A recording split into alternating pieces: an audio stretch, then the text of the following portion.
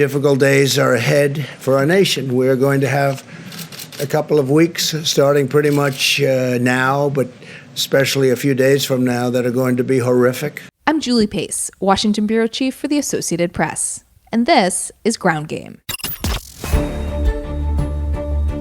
The coronavirus pandemic ranks among one of the most consequential stories ever covered by the Associated Press in its 170-year history.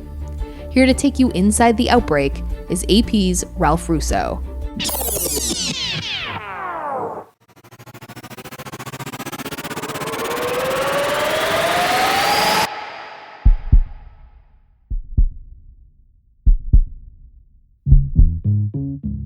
From the Associated Press, this is Inside the Outbreak. I'm Ralph Russo.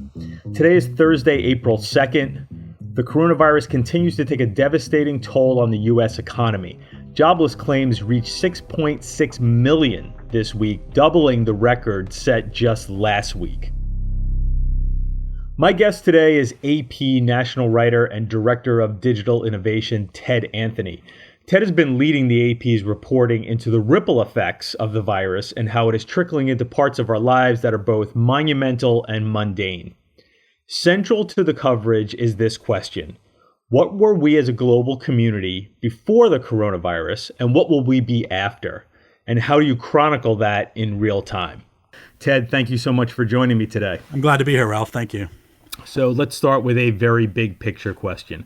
Explain the type of reporting and the storylines related to the coronavirus outbreak that you're trying to pursue with the AP's Ripples team. Basically, what's the mission statement here? So the mission statement, Ralph, is that in every major story, particularly stories that are cataclysmic as this one is, we find that we are very, very, very good at doing the breaking news, at doing what's immediately off the breaking news.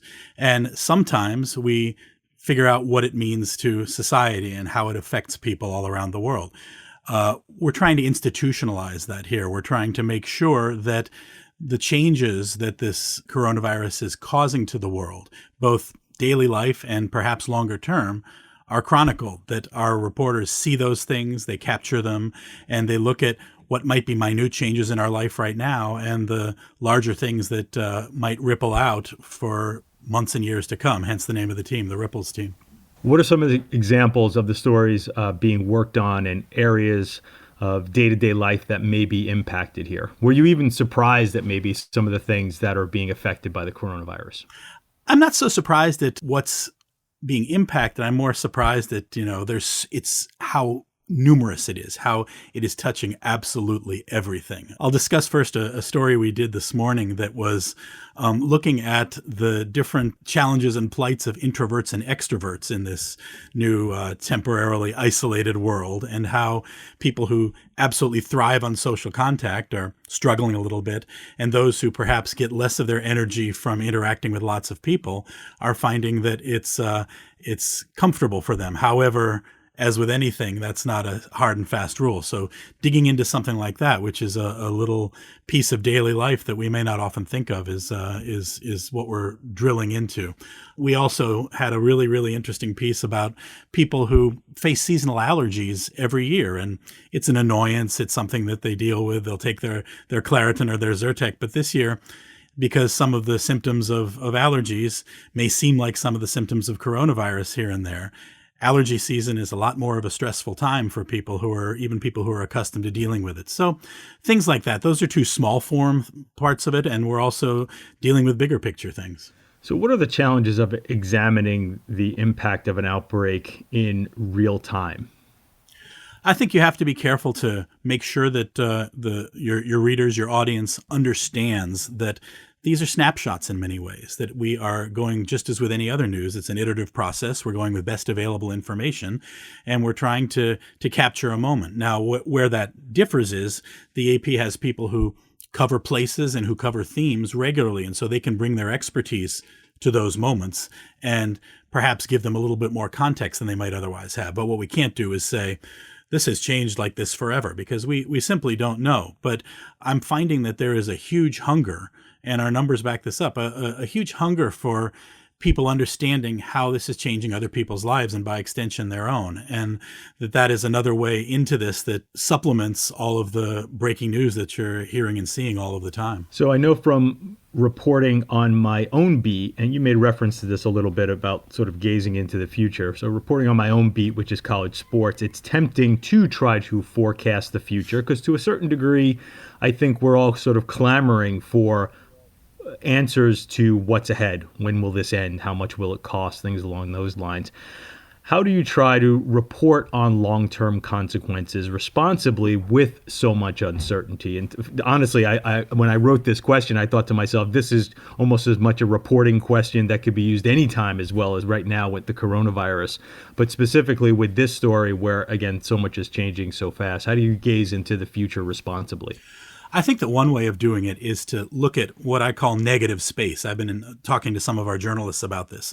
We are very good as journalists at chronicling what is, but we are not so good at chronicling what isn't, what's absent, what has gone away. And a lot of this story, from at least for the coverage zone that I'm overseeing, a lot of this story is what has gone away, what don't we have anymore. And so I think you can drill into that without prognosticating, without looking forward toward the future.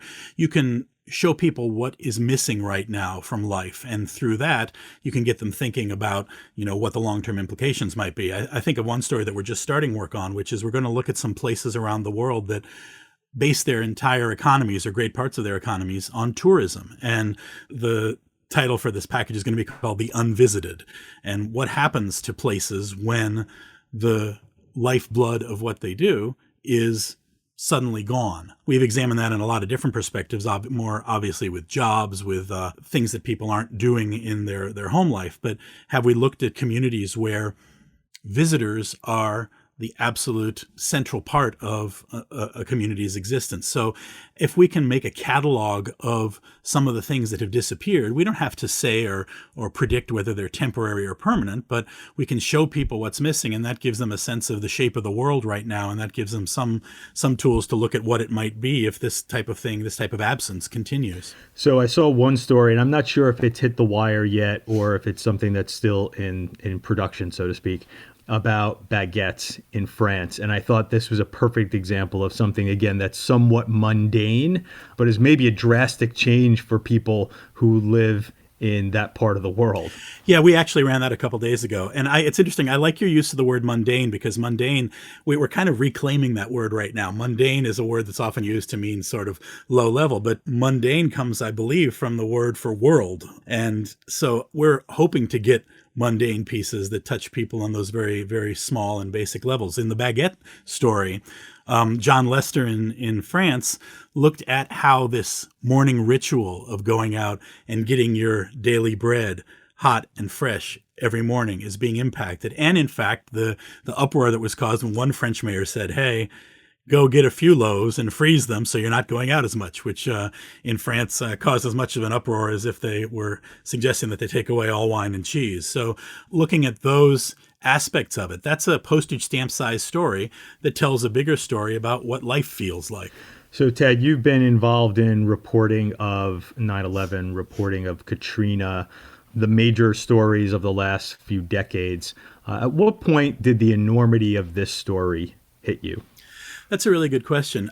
I think that I talk a lot in some of the stories that I write about how this is a different kind of event, because it's not an event for most people that hits them. It's an event that walked up to them and kind of knocked on their door. And I think we realized after a few days of not going out, after a few days of the cancellations and the fact that some of the teams finished their spring training games and walked off the field never to come back on it again, at least until now, that there was some point, I would suppose it was a couple days before St. Patrick's Day, when we realized, wow, this is systemic, this is institutional, this is something that is changing people's lives. And that moment was gradual, but I think that by March 20th, 21st or so, everybody realized that we had to figure out what was happening with life, not just with the major things that were put on pause for a day or two or three, but that this could be something that stretched out into the long term. And now, as we see, it is. Yeah, this does feel like something that has gone from it's coming to it's here it's everywhere in a blink of an eye, where it seems like there was a lot of time to prepare for it, but in many ways it sort of snuck up on us. Ted Anthony, thank you so much for joining me today. I appreciate you taking time during what is a busy time for all of us, especially covering this virus. I appreciate your insight as well. Thank you, Ralph. That's it for this episode of Ground Game. We'll be here every step of the way during this extraordinary moment in American politics and American life, giving you all the news you need to know. Be sure to tell a friend about us, and please subscribe on Apple Podcasts and leave us a review. Some of the details of our discussion may have changed by the time you hear this. For up-to-date developments on all of your news, head over to apnews.com. From the Westwood One Podcast Network.